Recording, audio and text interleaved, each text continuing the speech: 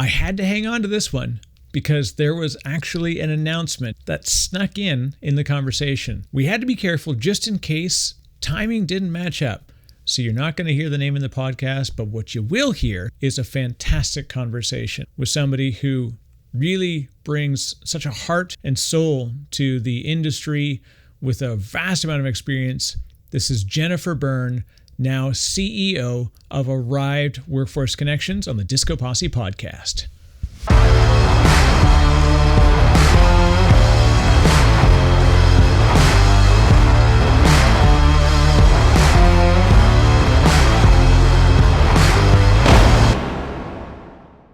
What's happening, crew? This is a good one. They're all good ones, actually. I just thought this one was kind of neat because it had a special announcement right in the middle. This was Jennifer Byrne. She's really somebody who I enjoyed thoroughly having a discussion with, learned so much. The human stories are really why I love this podcast, being able to dig into how can we profoundly and positively affect the world and people in some small way every day. Jennifer is doing that in so many aspects of her work and her life. She has a storied career in the industry. She was actually a CTO at Microsoft very early on. From there, she's done so much. It's actually kind of interesting that that's the thing that you often, when you search for Jennifer Byrne, that's the tag that gets attached to it. She's an author, a blogger, she's a creator, she's a connector, and a real true person that embraces the human experience and amplifies what's all good and looks for how we can take away some of the challenges that are facing people, especially in some of the underrepresented parts of the world. So we talk about a ton of really important information. But I have to give a huge congratulations because Jennifer, through the time from when we recorded to when this just released today, she is now the CEO of Arrived Workforce Connections. This is really, really cool. She was an advisor and they were able to bring her on board full-time as the CEO to lead them into the next phase of their growth. Fantastic news for that team, fantastic news for the industry and anybody that this platform and this team will touch. Because I can tell from the way that Jennifer approaches things, only good can come if her heart and her soul and her team can come together and deliver on really what is something that we all want to do, but she's actively doing it. And that is making the industry better, making things more accessible, bringing people to jobs. And this is beyond just what being on LinkedIn is about. Anyways, I don't want to pre-podcast the podcast, so check it out. This is a great discussion. Congratulations, Jennifer. Oh, and by the way, if you can, make sure you hit the subscribe button, hit the notification, hit the little bell icon so you make sure you can find out when new things are coming up. Because we've got weekly podcasts. It's the end of the year. We had a great 2021. Thank you. Thank you, Jennifer. This is a great conversation. I hope you enjoy it. Hey, this is Jennifer Byrne. I am the president of Digital Future Consulting and the former CTO of Microsoft's US division and about to start a new venture as the CEO. And you are listening to the DiscoPosse podcast.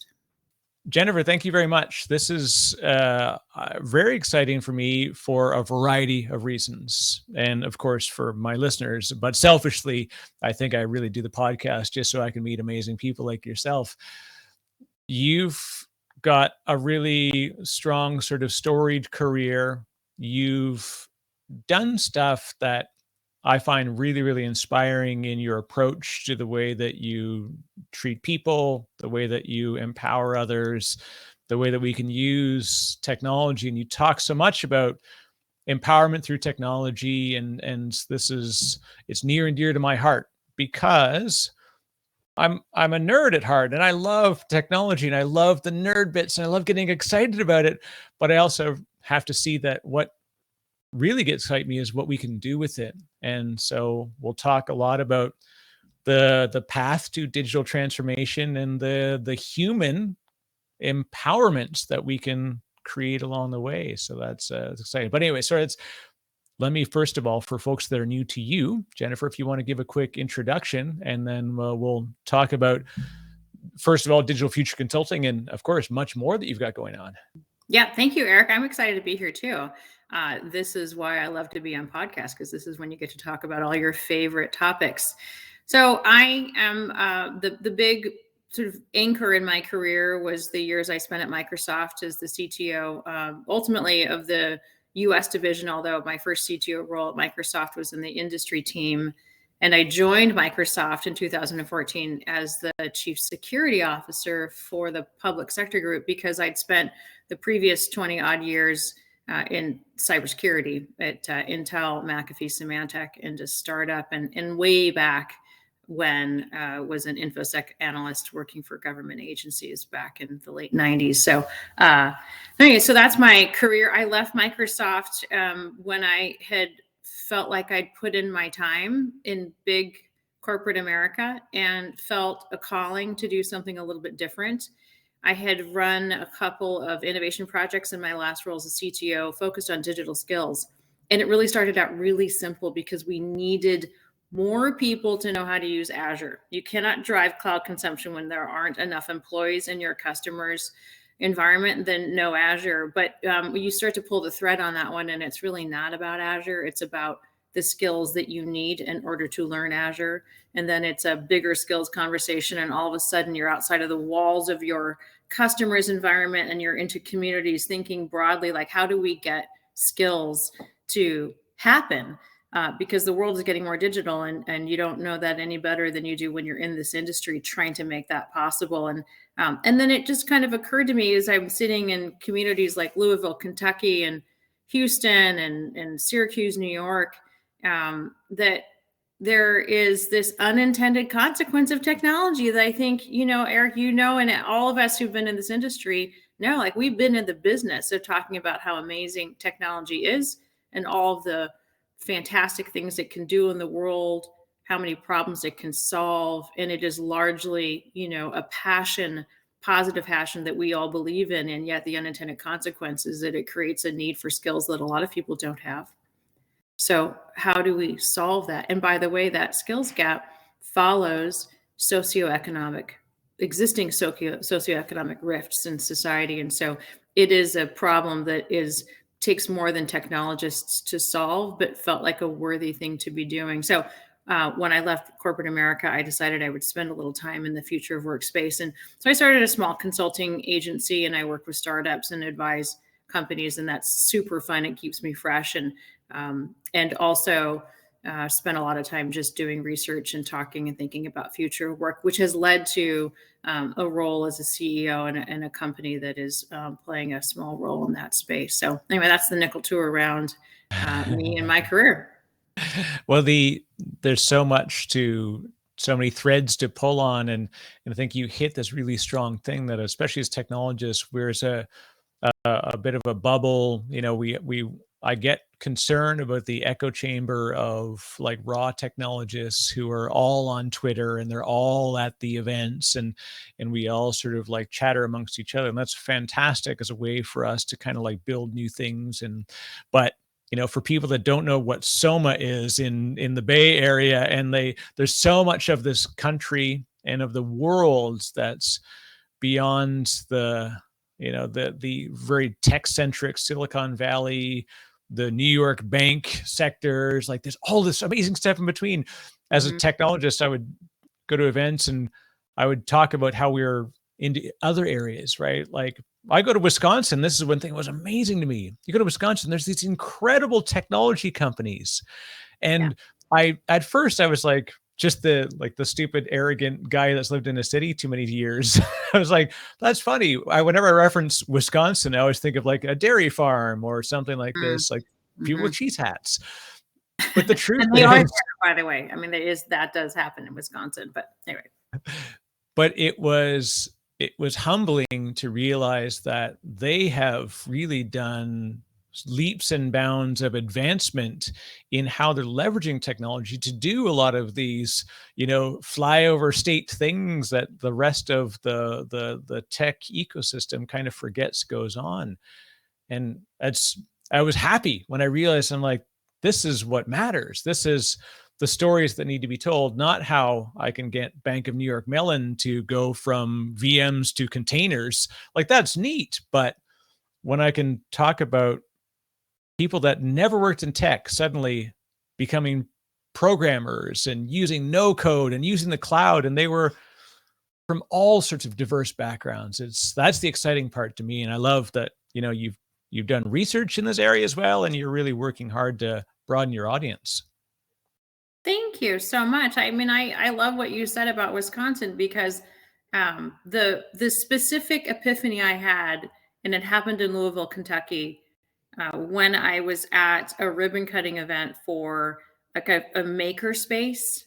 It's like a nonprofit, and they had a building, they renovated it, and they created these conference rooms, and they were really just in the business of helping, very small entrepreneurs build the things that they wanted to build. And I had this, as a Microsoft executive, you're there to, stand at a podium and say kind words. We'd sponsored some of this. I loved the project, but, we'd given some dollars. That was really the sum total of what we did, was lend our name, our credibility, give some dollars. I flew out to Louisville, and that was what we were going to do. And it was so clear to me that that was actually just in the broader context of things, such a small contribution, up to the grander picture of a really healthy, inclusive digital future, because the real work was being done by the people in the facility. The real work happens at the ground floor, on the street level.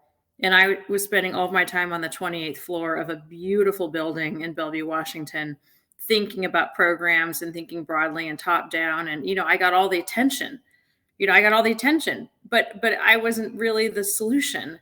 So, when you get down to the street level, if you're in Wisconsin, and people have real problems, and they're very, from a technologist perspective, they're great problems because they're discrete problems. They're bounded, so you can attach technology to a problem at that level and actually generate a difference. The distance between action and reaction and a small problem is very short. The distance between action and reaction and a really big macroeconomic or global problem, or something that would be worthy of a corporate initiative, is very long. So if you want to measure impact, to get down into the street and start doing stuff. And that was really when I thought, okay, I can see how this stage of my career could come to a really wonderful and positive end, and I could have the beginning of something else that would be fulfilling for me, and also, just measurable enough for me to feel like I was making a difference. It's the interesting dichotomy of, as you said, like becoming a sort of the face and voice of technology and transformation and all these things. We have to have the evangelists and the advocates, and whatever the title is going to be next year, when we're no longer developer advocates, are no longer cool, whatever the new thing is going to be. Yeah. And it's this weird thing that I sort of struggle with all the time, of like being able to get out and meet with people and listen to them. When I do a keynote, it's to listen to 500 people, to watch the reaction as we're talking about something, and change the way that I tell a story, and change the way that I look at what's next based on that live reaction. Plus, after the fact, we get to talk to people on the ground, and you really hear what's true. It's very easy to get this ivory tower super presenter mode in, but now the advantage you get is pairing that opportunity where you can, write books and be speaker and do all these things and do the ribbon cuttings, and then also really be mindful and humble about who's really doing it. Like you said, this is the true sort of boots on the ground, the unsung heroes of real transformation, is all these other people. So it's this weird, I feel bad sometimes. In fact, a lot of friends of mine that are, in the public speaking space, they've chosen just like to stop. Because they're like, we need to open the stage up for more people. The hard part is when you're good at public speaking, you get asked to do more of it. And it's you're sort of stuck. Like, why is Robert Downey Jr. in a lot of movies? Because he's a great actor. So is it his fault? Not that I'm Robert Downey Jr., poor example, but I mean, I love that you've been able to strike this beautiful balance of being close to where it's really happening, and I find people have trouble. Sometimes they get a little hung on the idea of looking down from the stage. It's tough to find the right altitude. And I will say, in defense of good speakers everywhere, that we all have to move forward together. And so it's the three-legged stool analogy. Two legs just won't do. So we all have to be doing all of it. And by the way, I'm in your podcast. I love to talk about this stuff. So it's the daily drip of being able to talk about the things that matter, and hopefully in a way that's helpful to other people is important for me too. When I got out of Microsoft, and you just do a bunch of stuff and you're trying to cycle through and what I realized I was doing eventually was trying to find the right altitude. I didn't want to just talk about the problem, but I didn't want to get so down into the weeds that I was lost in something that felt like a passion project, but wasn't going to create some kind of impact on the world. And so then you sort of get to in the problem space you're in, what does the ecosystem look like? A tech background really helps because it's kind of a design thinking or a systems approach to things where you're trying to understand the inner work. I was in the future workspace and thinking about how do we democratize access to skills, but also how do we change the power structure such that people themselves have the ability to leverage the things that make them better, if it's a skills course or whatever, into a better job, because that's not how the job market works. It's very top down. So if you're at the bottom, you just wait for jobs to come to you by way of a job advertisement on Indeed. So if you want to go invest in yourself and get a new skill, it's a really uncertain business model, right? I mean, that's not how people think about it. But if you're a business person, you're like, I don't understand the ROI of that. Like, that course is going to cost you $12,000 in a year, but you have no actual guaranteed return because you have no way of proactively advertising yourself. The only platform that exists for that is LinkedIn, which is fabulous. But LinkedIn, from a demographics perspective, is the higher end of the job scale. It's sort of like in healthcare, treating what they call the worried well, the people who are already healthy and they just want to get healthier. Like, LinkedIn is a proactive profile building platform, is for people who already generally have a job and they want a better one. But we have this whole section of the workforce that doesn't. That is struggling to get living wage, who are very interested in building capabilities and experience that will provide a better path to the future, but we don't have a path for them to do so in a proactive way. And so that was when I started to understand, in this skills job space, what the ecosystem started to look like, where the power was, where the connection is. And then from there, you can figure out, okay, what could we do from a tech perspective to solve that? So that's all my long, windy way of saying, for me, I had to figure out at what altitude I could be relevant in this process. And it took a year to get there. What I respect about how you just described it and your approach to it was just that you have to take a hypothesis, you have to test the hypothesis, you have to live amongst the results, and then bring that back to the hypothesis and effectively run it through this machine. And that's really what makes, it's very easy for I'll say the pundits, as I call them, right? That it's easy to sit back and talk about, the future of X, but yet never be committed to saying, this is how it's going to go, and then writing it down and saying, I'll pay $1,000 if I'm wrong. Like, you're effectively skin in the game, committed to the outcome, because you are getting close to who will be affected by it. You're looking for, especially a population that's, they say, like, underrepresented population. It doesn't even have to be such a sort of distinct niche. It is 30+% of the United States, as an example. And, we're both I'm Canadian. My funny accent gives me away sometimes, but I live in New Jersey. There's so many people who, like, we take for granted. And I say we, meaning the Twitterati, right? Right. We're complaining. Everybody's talking about the Great Resignation, and it's a proud thing. I'm like, yeah, that's right. Because people are saying, like, oh, it's disgusting that they're going to make me go back to an office. So did you go to Whole Foods today? Yeah, there's 1,000 people. That's their office. those people that made sure that you got your, well-crafted latte and your fancy artisanal steak, they don't have a work from home option. We Right. have to remember that as a community, it's not just the community of it's the community of existence. And it's so easy for us to get just wrapped into like, oh yeah, LinkedIn is everybody. I love LinkedIn. I love, that it's a great tool, but it's very easy for us to just say like, oh, this box is the earth. Yeah, totally. No, I agree. That's the challenge. It's a big challenge.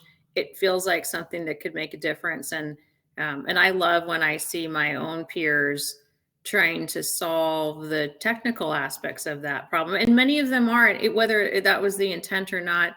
Microsoft isn't the only company. There are many that are trying to, IBM as an example, are trying to democratize access to technology by abstracting the complexity out of it, which is the inspiration behind low code, no code, Right.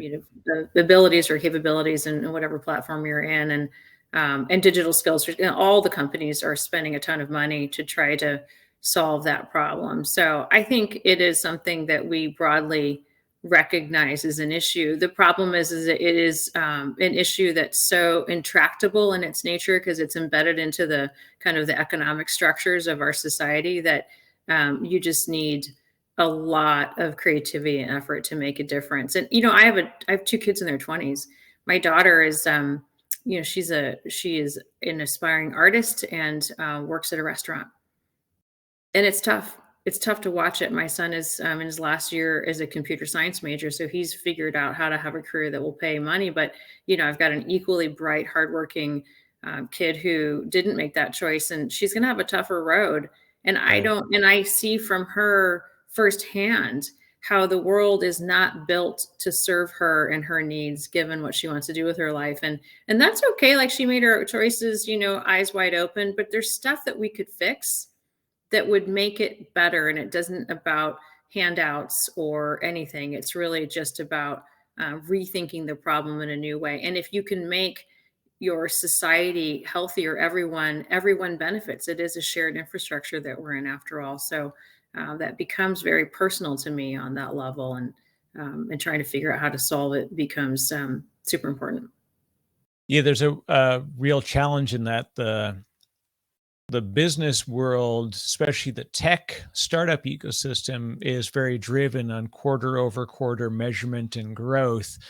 But to have the long view, this is why philanthropy and corporate don't line up. Mhm. In the pure money sense, they often can, because it's a tax deduction, and there's, at least we've created a way in which that it can incent people to give back in that way. But what we really need to do is create programs and put people in front of people and show them that that story is there. I think there's democratization is a great way to talk about it now, that like you can become a Twitch streamer Mhm. and you only need to just do the thing that you did, right? It's the potential is there, that something like that. You can go on Mhm. YouTube, you can learn to program you can take Harvard Business School courses on YouTube, right?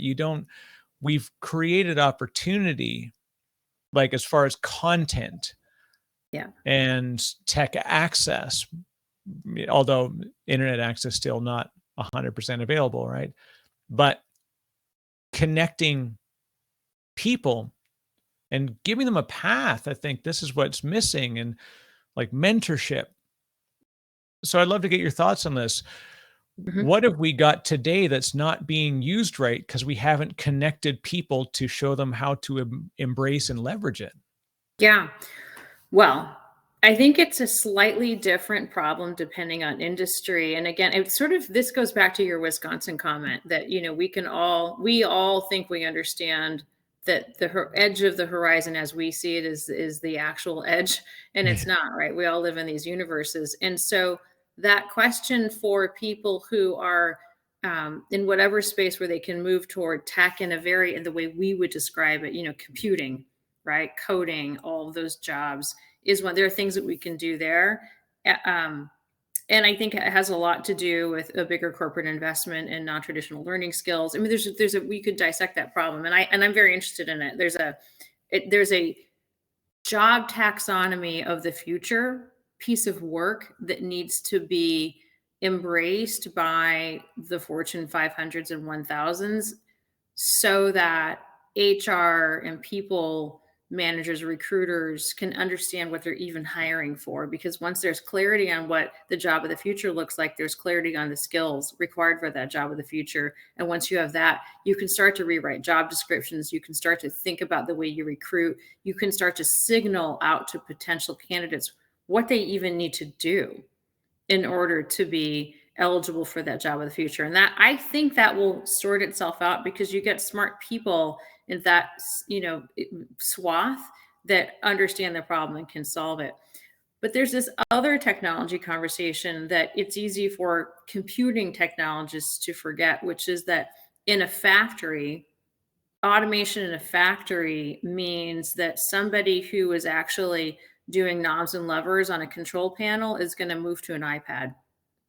And that iPad's going to require some level of digital context or fluency that for you and I might not be the biggest deal, but for people in industries, it will. There's a lot of manufacturing and light industrial that works on paper today because they haven't had a business model to do anything else. Like the solutions factory, light industrial is really interesting if you look at it as an industry because it's a very long tail industry where you have a few companies that are big, but most of the revenue or a lot of it is driven through small, independently franchised, if you will, branch factories or installations or smaller companies because they're providers to bigger companies. They don't have a business model for adopting technology. They don't have the revenue to do it. And so it exists on paper.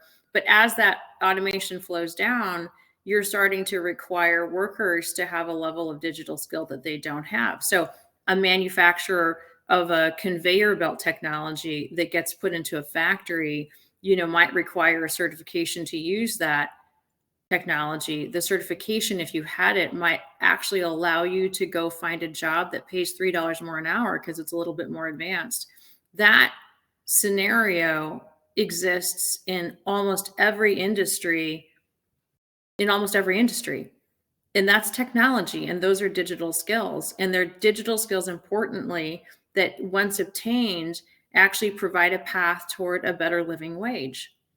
So for me, that's the part of the problem that I'm most interested in. It's ignored, and yet we're talking about the people who, in aggregate, are the lifeblood of our economy. They're the people who make things and make things work. To your point, the folks in Whole Foods or the people solving real problems in Wisconsin. So I'm interested in that technology and how we help that profile of worker. And so anyway. Yeah, and I probably sound like a dark individual sometimes, how much I sort of trash the peer group that I live amongst. See, but it's just because it really sometimes it bothers me that they don't see beyond the sort of the rather often myopic view that they have of their frame of existence. And it's fair enough. It's not even intentional. It's just more that when you get people that are very outward about like, this is what the world looks like, you're like, well, no, that's what your view of the world looks like. It's not really representative. The whole sort of learn to code as this trope of like, oh, well, that's the future of work, right? You need to learn to code. Like, no, it's not. It's not possible for many people. I'm a technologist. I have a whole host of things that I probably would have had to take pills for when I was a kid, ADHD and all this different stuff. And I'm also dyslexic. So it's horrifying for me to write code. I do it, but more out of necessity, and I live with a wealth of anxiety while I'm doing it. And I have skills that most people never got exposed to. I always say I grew up on a farm and I became, a technologist. But that's because my dad was a technologist who took the leap and got out of the farming and made this jump. Most people don't have that luxury to leave their ecosystem, or their geography. Like they can't leave where they live. There are a lot more limiting factors that are forgotten, I think, sometimes, which is a little bit frustrating. I agree. I agree. It's a big problem. Anyway, it's a lifetime of work. So I'm in an area where I don't think I'll ever run out of interesting things to talk about and good stuff to do. So yay for me. Good job security. It's all right. Oh, what's a good example of something that you've really seen that strikes home as like, this is the power of people getting access to technology that you've recently seen that's excited you?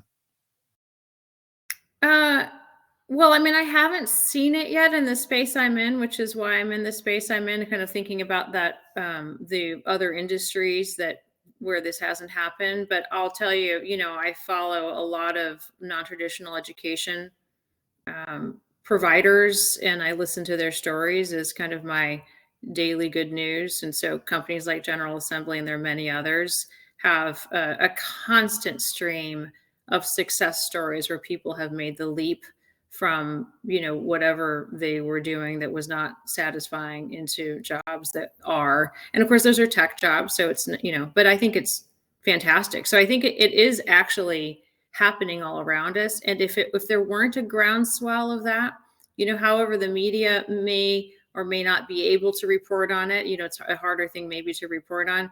I think it's behind a lot of this great resignation, which itself I think is fantastic news. And Right. it's happening because people are looking around and they're seeing their friends and their family or their peers make a leap, and all they needed, it's like, all the little penguins are standing at the edge of the glacier and they just need one of them to jump, and everyone else is going to follow. And I think that's starting to happen. I think that's behind the groundswell. And the very fact that there is this great resignation, the very fact that people are, it's kind of a take back the night moment, are starting to say, yeah, no.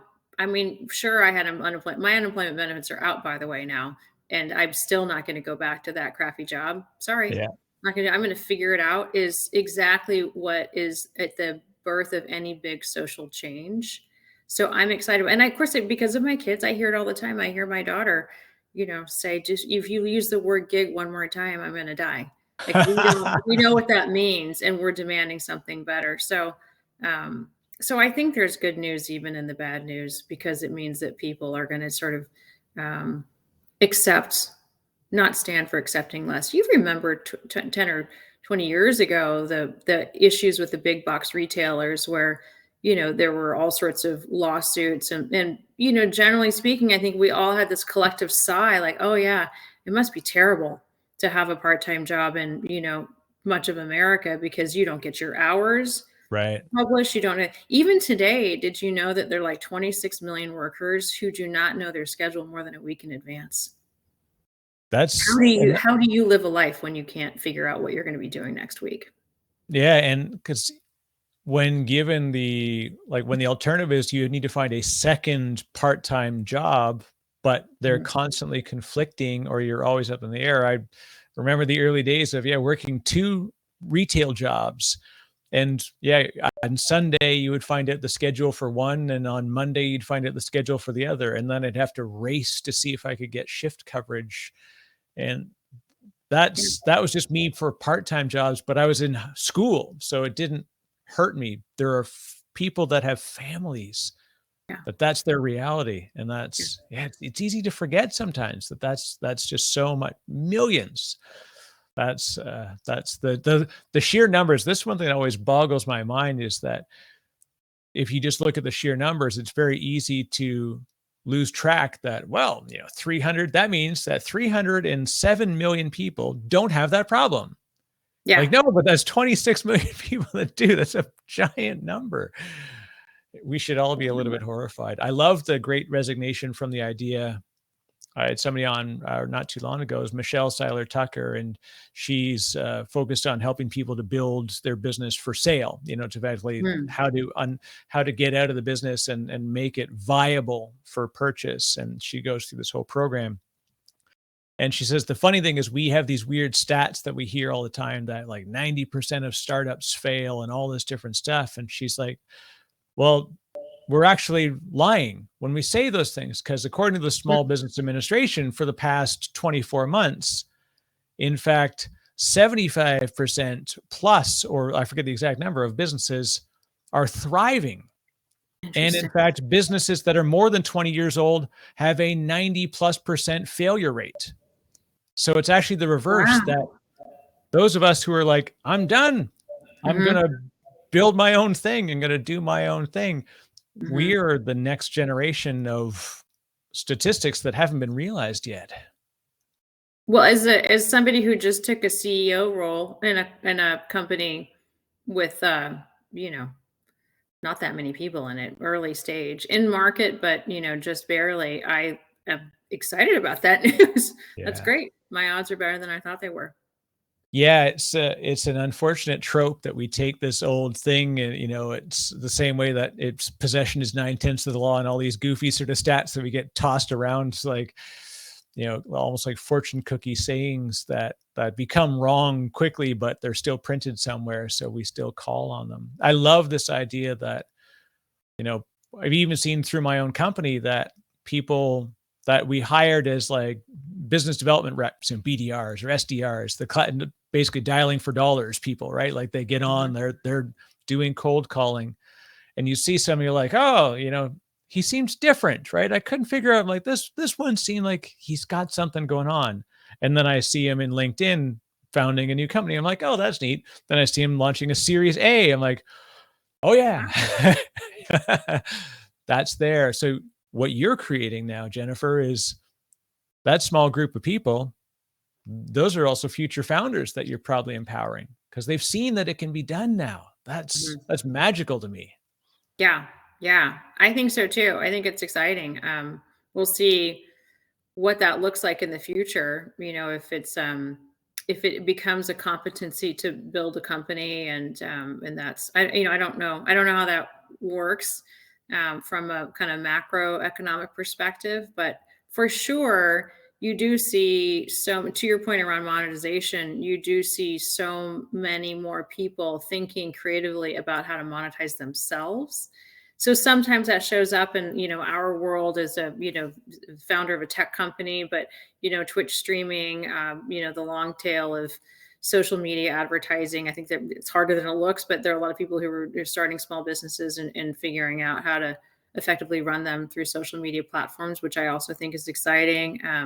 Upwork, freelance. There's a dark side to all those stories, but there's a Right. positive side to it as well, that we're starting to have a more distributed notion of what work looks like, that not everybody has to work in a big company for the rest of their lives in a single career. We can do different things. So I think that's exciting.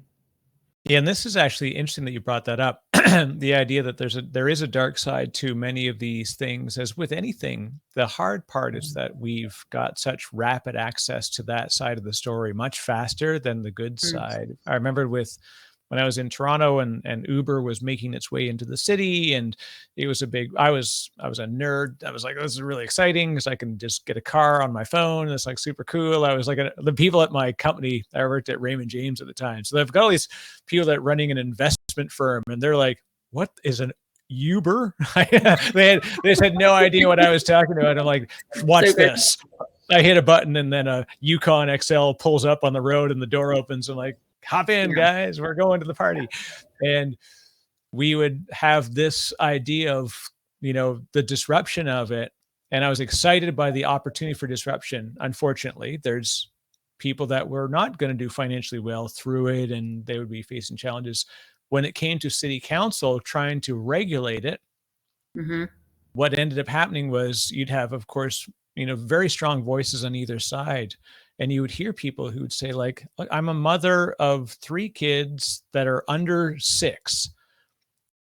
I can get my mother-in-law to help me watch the kids from 9 p.m. until 2 in the morning every night.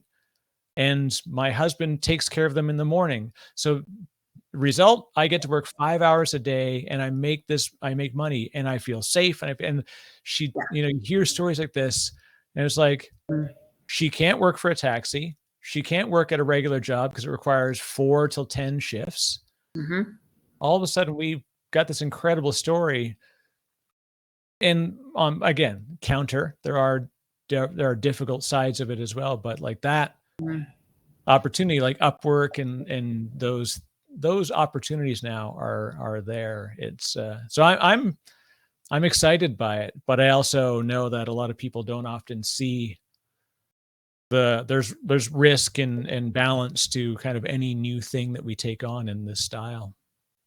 Well, I think another way of saying that is that if you're in the business of creating disruption, which is what Uber was in the business of doing, and Airbnb, and has become the kind of the North Star, or the greatest aspiration for anybody who's trying to be a founder of a tech company that matters, then the measure of your success may be that you cause so much disruption, you actually create unrest at social policy levels. Because I'll tell you, I was at Microsoft when all of that was happening, and I was traveling around the world talking to a lot of government leaders, the ministries of finance, and in smaller countries, and they wanted to know, like, the big question was, Microsoft, what is your view on the Uberization of work and technology, and what is the role of a tech company in that space? Because after all, you're creating a lot of this, and it's actually causing a lot of unrest, especially in countries that are have a little bit bigger of a social safety net, and therefore more investments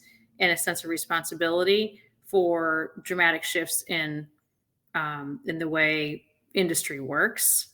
So it was a big thing. But to your point, I kept thinking, well, this is a hard conversation, but if we just take the longer view, it's probably going to end up in a good place, because we are trying to solve the next generation of the next version of our problem, but we're making progress. There are as many success stories here as elsewhere. And let's not forget that if you at all believe in free markets or in the wisdom of markets, there's a reason why Uber was successful, because they addressed an unmet need. Right. And it wasn't even a technology. If you think about the components of the technology behind Uber, that's not where the innovation was. The innovation was in the idea. And so personally, that's my inspiration. If I want to go do something, of course I want to be disruptive and make a big change. I'm not thinking I need to do it in technology. There are other technologists who will go be CEOs of companies that are in clean tech or doing something crazy cool with AI. And that's not me. I think from an innovation perspective, you can just innovate by thinking of a fresh solution to an old problem and bring all the existing tech that already exists to play. And if you're lucky, people get really uncomfortable, but you're also making a lot of lives better. Yeah, but because you hear it all the time, like sort of these two-sided markets are incredible. They're ripe for disruption. Nextdoor really became a thing. It quietly was worth all of this money because it had such a vast growth. I had never heard of Nextdoor in my life. My mother-in-law, she's like, I'll go on Nextdoor and find something. We're looking for a contractor. I'm like, what the heck is Nextdoor? And then I dig into it. I'm like, good golly, this thing is worth billions. But Totally. it was just that, right? A two-sided marketplace. You had people that need to be serviced on either side. I'm like, this is fantastic. Everything needs to be like, all it takes is a little bit of an idea and you can close the gap. And what it satisfied for me was I solved the problem. I needed to get a hose fixed, and somebody else solved a problem. He's trying to build his cottage and pay for his family. And so he found a little tiny gig that he could fit in an afternoon. And I didn't need to write an ad in the paper for it. Like, we've come a long way, and it's magical that we can create this opportunity. I think I'm with you on, disruption sounds like a dark word sometimes, but it really means that in the same way that forests naturally will burn, and from that, you can only get new growth, because if the forest continues to grow, it creates shade, which stops growth below the shade line. And so Good way of saying it. It's really, but it is hard to have that macro view when you're micro affected. And I think that's what we become very overly attuned to, is that this is affecting me now, or someone I know now, and therefore I must have some kind of a feeling about this that's bad. Yeah. Yeah. Really well said. We're in exciting times. May you live in interesting times, as the proverb sort of tongue in cheek says, right?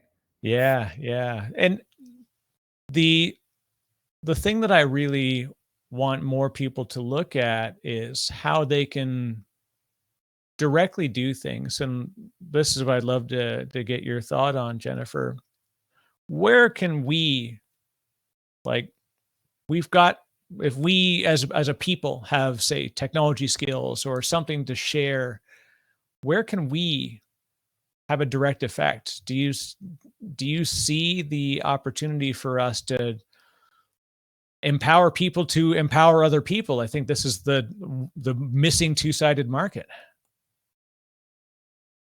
I mean, oh, like what narrow the list down to a few things. I think there are an endless number of things. It's more of a mindset of, of do I take responsibility? What is my role in this problem? From there, there's a lot of things that we can do. If you're a hiring man, I'll just throw out a few.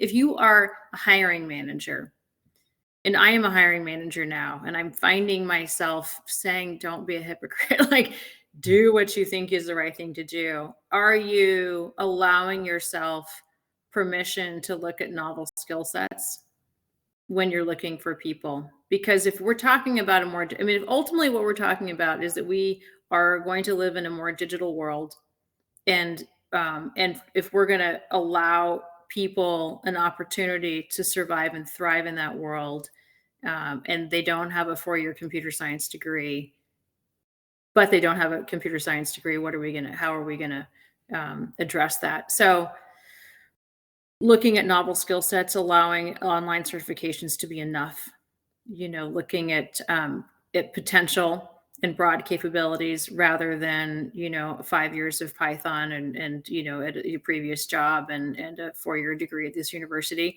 I think as hiring managers, we are they're hiring managers, like we're the unsung hero of middle America, or middle management corporate America. We really, have a huge amount of influence on what the future of work looks like, even though may not get any credit for it. So I think thinking about that, like, you have a very direct role to play in shaping the next generation of workers through your actions, and it will require risk, and it will require creativity, and it will require harder work. Diverse teams are harder to get to productivity, as we know. So that's something I was always inspired. Microsoft was a fantastic company for many reasons, but also from a culture perspective. There was a culture of giving and giving back to communities that like, I don't know if it's better or worse than any other company, but it was wonderful there. And I was so inspired that I had many hundreds of technical people on my teams throughout my tenure there. And most of them, if you ask them what they did in their free time, they were spending their Saturdays teaching robotics camps, or, coding skills, and doing hackathons with kids and in their communities. And I think that is fantastic, especially when you get to underserved communities and communities of color, or women or girls in STEM. I think boys are just as important as girls, but wherever you find people who might need a little extra help, getting yourself involved. And I don't think enough people are doing that. I would say also, I don't see a lot of technologists in this policy conversation. We're talking about getting really steeped into future of work. That would be something I'd rather see. And I guess my last point of advocacy would be for us to be very careful not to assume that technology is computing technology, that there are all sorts of solutions out there that are technology outside of our industry, and they are creating jobs. And if we can make sure that the people working on an offshore oil rig are adequately trained in the underlying technology concepts and the applications and use in their industry, that is a path forward. In factories, in event and hospitality, healthcare, finance, there's all sorts of non-computing specific technology that the world needs to know how to use. And if we can give people those skills, we create a lift for everyone. So it doesn't just have to be coding. And I think skills is such a great description of what we can empower. Like, technology can be software, mechanical. It can be lots of different ways that we can create new ways to interact with systems. But systems isn't always technology. There's people systems. There are very human systems that are out there that can be optimized and I exploited is such, it sounds like a negative word, but exploited in like properly leveraged. Yeah. That Yeah. So people in hospitality, even the simplest things, like when I used to be a shoe repairman, so I was a cobbler. It was a rare treat that you don't get too many people that could say they've done that. And I worked in a mall at the entrance to a Subway, and we had all this throughput. But the first thing I thought about was treat this like a system. How can I make sure that I can optimize the flow of people when it was rush hour, optimize the flow of shoes going through the system, right? Knowing how, and teaching people who are not technologists who I work with how to think like a system. I taught them systems thinking. And I was at high school education. I had no, other than just my strange nerdish need to find optimization in everything. I got this and I looked at the wall of stuff that we sold, and I started organizing. I'm like, what would entice somebody to come to the front of the store? And so I made the display differently, and I sort of built this journey through the little tiny store. And the funny thing was, 6 months later, we won a marketing award for a shoe repair by Cadillac Fairview, which is this big mall. And they're also a pension fund as well. So the people that I worked with, what it taught them was that we're amazing. We all have something we can do, something that we can reach for. And then the two guys that I worked with went to get their own stores. And then one guy went independent and he started his own shoe repair. That was entrepreneurship, and even entrepreneurship with a paycheck, just thinking about, systems thinking and thinking about optimization and thinking about ways we can do that. We created a better human experience for our customers and for each other.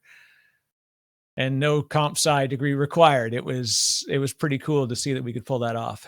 That is I just literally love what you just said. That whole systems thinking approach, the idea of being able to discern a pattern out of chaos.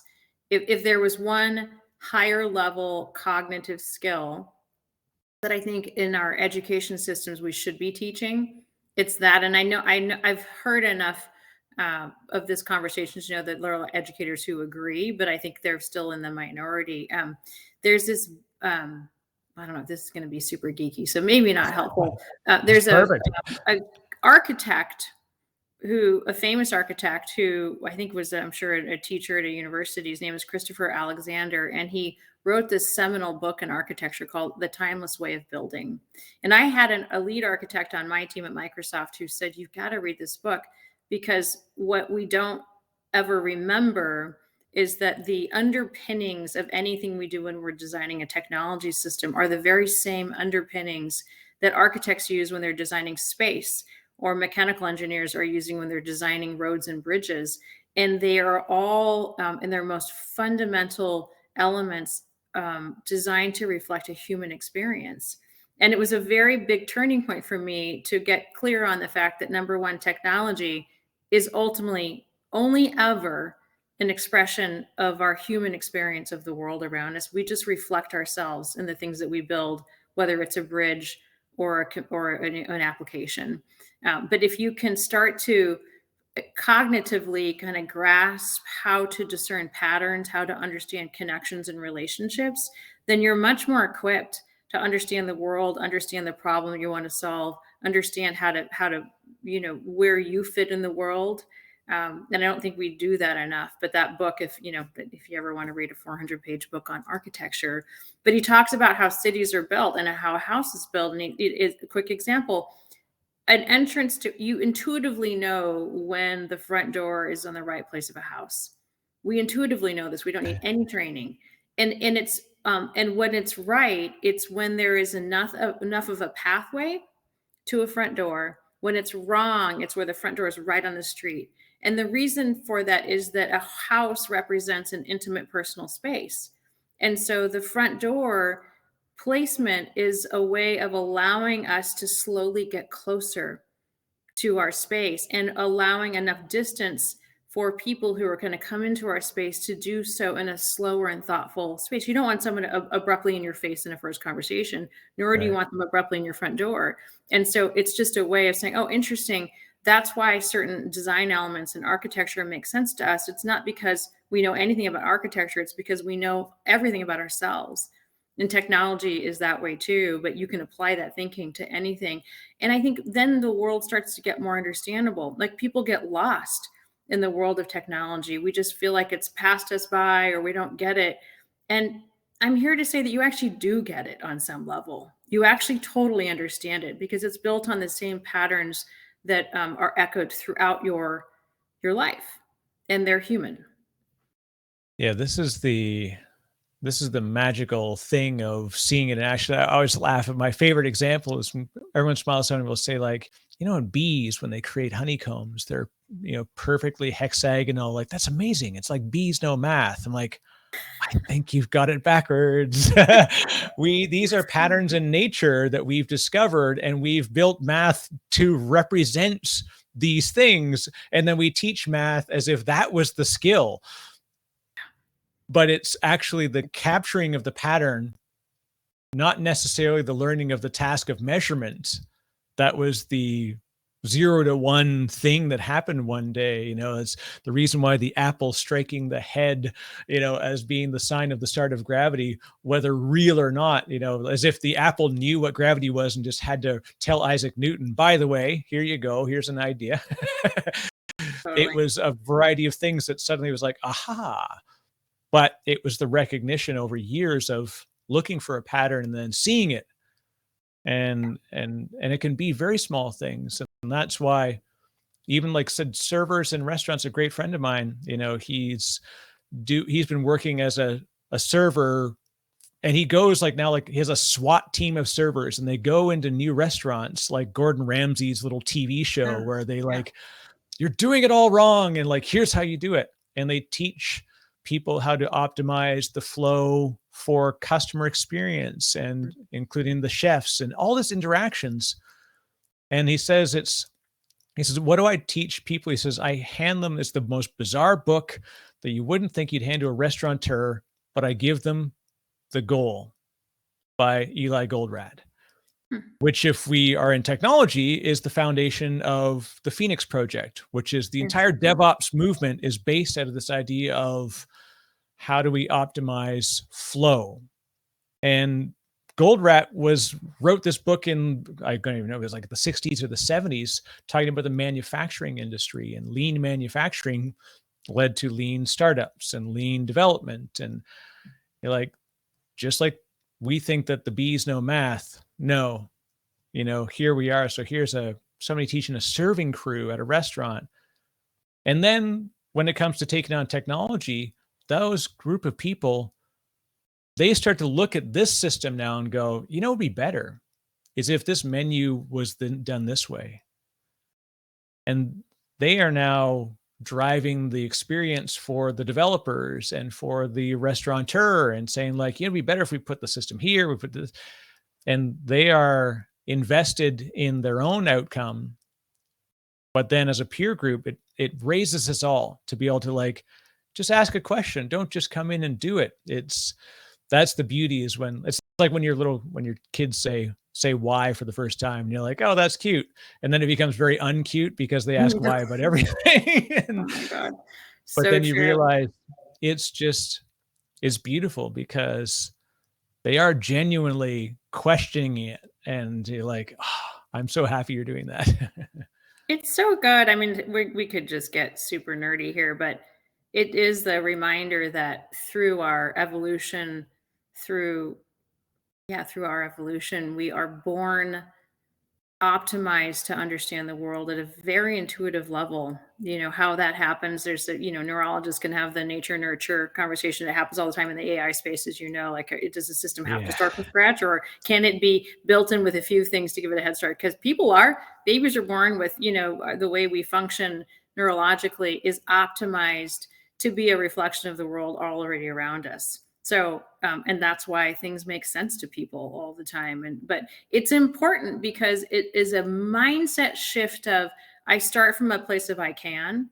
The world is not foreign to me. Any manifestation of the world, technological or otherwise, is not on some level foreign to me. It is simply an expression of the laws that I was born, that were internalized in me the moment I was born, that we are optimized for the world. And it's just a matter of patience and understanding and study and observation that I can become more efficient and efficacious in that world. But I start from a place if I can.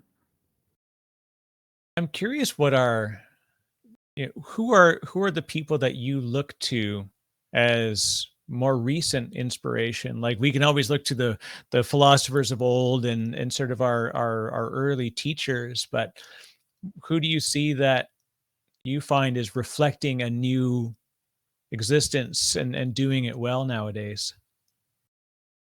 I think I look at people who are talking about this.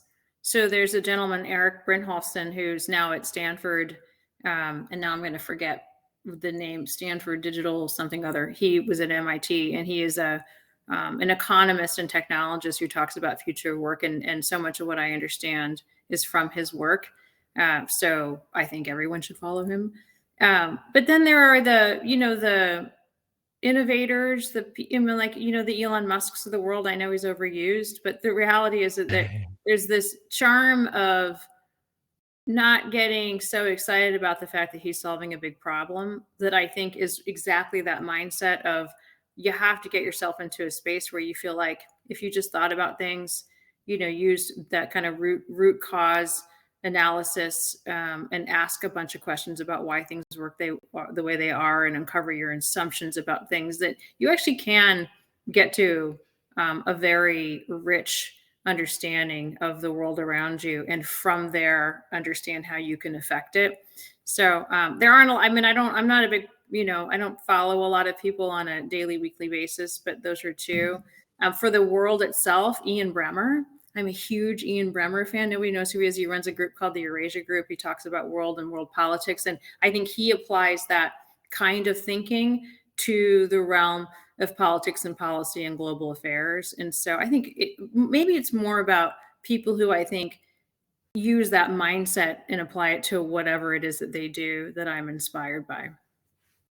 The one thing that's funny, I pulled over a book just because I literally wrote this down because I was listening to Anti-Fragile. It's the Nassim Nicholas Taleb, famous for Black Swan and a lot of things. And the one quote that jumped out at me says, "To be a successful philosopher king, it's better to start as a king and then become a philosopher."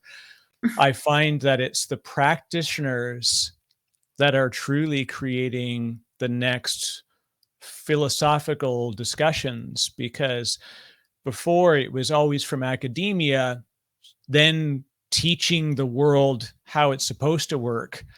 But I find this is an opportunity we can turn it on its head. And much like you talked about Elon Musk, right? First principles thinking, even in the smallest format and things we do, of like, why is it that we do this thing this particular way?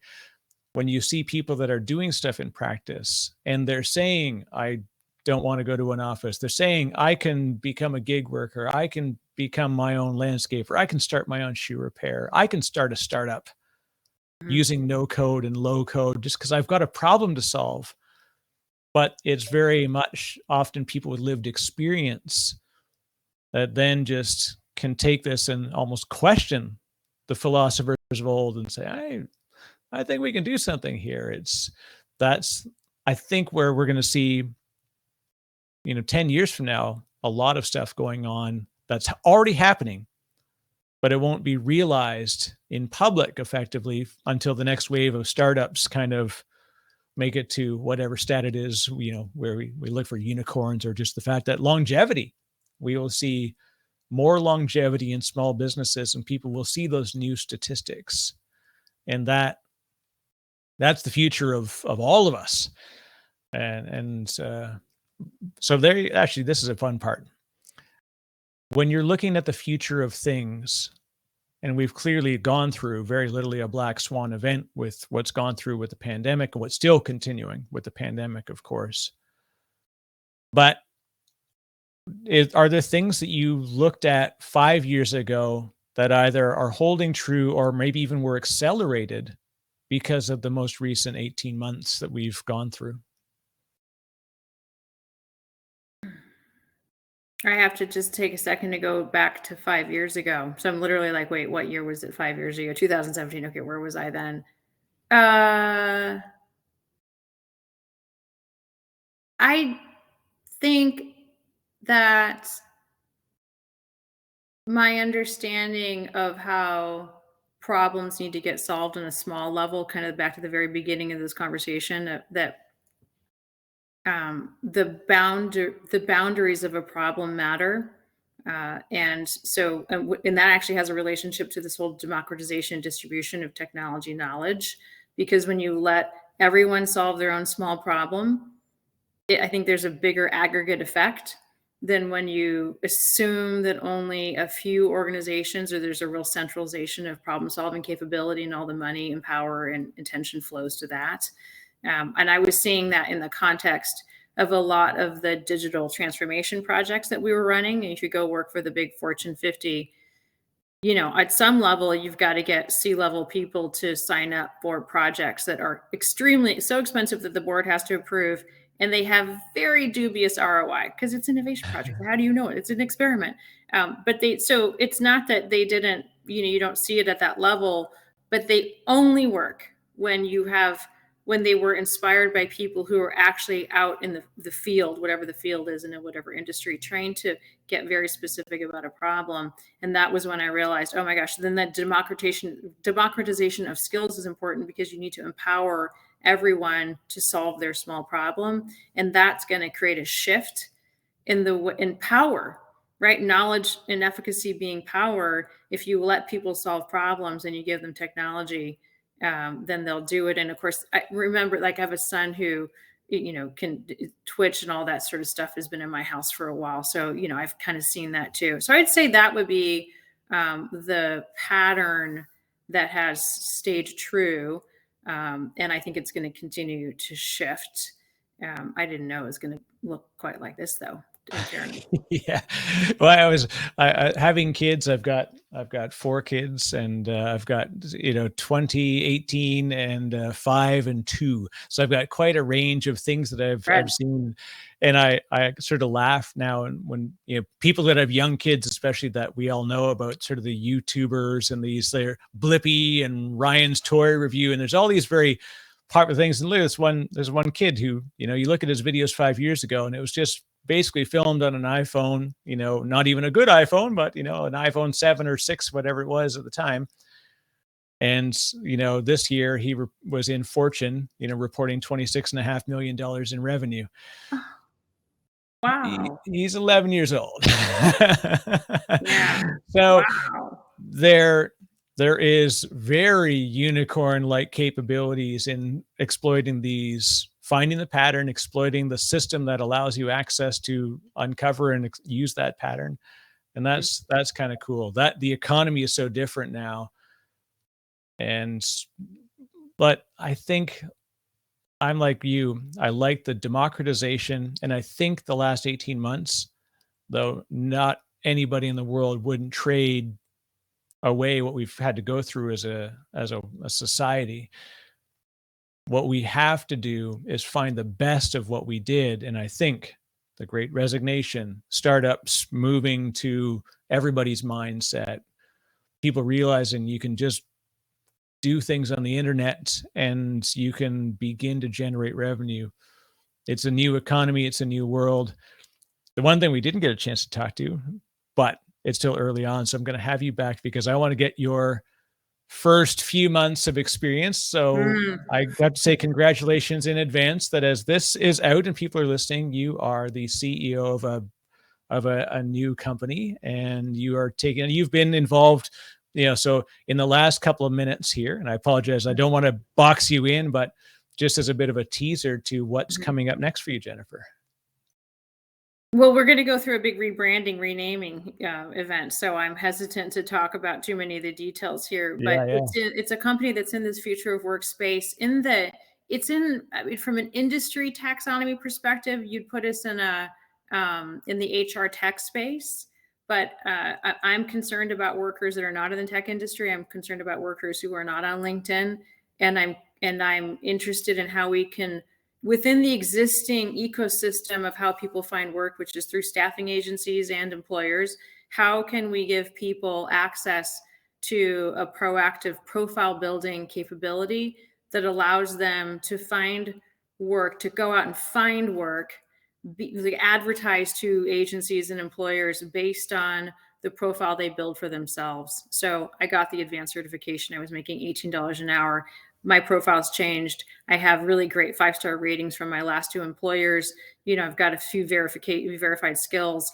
And now I think I could earn at least $23 an hour. How do you do that? What's the platform and the marketplace that you build to do that? So the company is already kind of in that space and a little bit narrower because product market fit is important, but that's the aspiration of the company. And ultimately, I think it's providing that LinkedIn active profile building capability to the rest of America and then hopefully the rest of the world.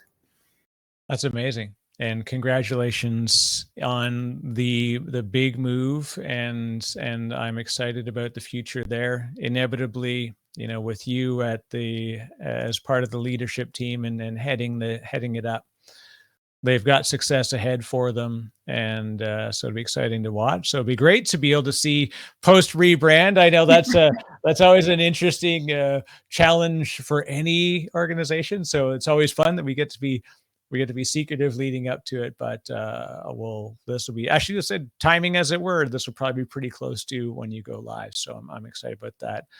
Jennifer, if anybody wants to reach you, of course, I'll have links to your website and where can folks find you if they want to get connected? Well, I think by the time this publishes, I'll have a whole bunch of new contact information, but I am a big fan of LinkedIn. I use it and I'm on it all the time, and people reach out to me all the time there and I always reply. So that would be probably the single best way to find me. Excellent. You're a better human than I am. I'm the worst of that. Mostly because the thing I get the most at these days is people trying to sell me explainer videos on LinkedIn is particularly good for prospecting. And for whatever reason, once you have a very public voice, people see you as a great prospecting target for a lot of things. Thank you, but I'm so grateful for that platform. So I really take it seriously. I do try to kind of be somewhat active. I post all my podcasts there. Not that everyone wants to listen to me. I just try to be useful on the platform, and I try to be grateful for the people who reach out there because you never know. And of course, there's lots of sales pitches, but that's okay. I mean, and that's too. So. And like you said, I'm really mindful of the effect that it can have, and really the last job that I took, it was kind of funny. After I was at the company about 3 months, the human resources team, they phoned me up and they said, "Hey, Eric, we've realized that we don't have a resume for you. We're supposed to have one on file. So can you do us a favor? Can you write up or send me a resume?" Because that is the future of work for a lot of people, that there is no more filing the CV and sending it with a cover letter. It was somebody sort of found me on LinkedIn and they followed my blog and we met at an event and I interviewed with a bunch of people and the offer comes. It was a very different world from, but yet the old classic practices like, we're supposed to have a resume on file somewhere just to say that we looked at it, which is cool. I know, it's kind of crazy. And when you get into the lower end of the wage scale, resumes are just not even necessary because you get people early in career. So I will say one of the features that we have is this video capability. So kind of like TikTok where, I can film myself answering questions. And in 3 minutes, a recruiter or a hiring manager can get a very good sense of, can I show up? Can I talk? What have I done? What's the look and feel? What's my authenticity? Am I real? I'm not even, my actual person. So, I think that's the future, especially for a lot of those jobs where, you just need to make sure I'm going to be serving people. You need to make sure I can serve people. So. Yeah, that's right. Yeah. I am very excited to dig in on this one. So there you go. Once the new name is unveiled, we can have you back on. We can do a deep dive into what you and the team are doing. I would love that. Thank you. Such a fun conversation. Great. Thank you very much. All right. Thanks, Eric.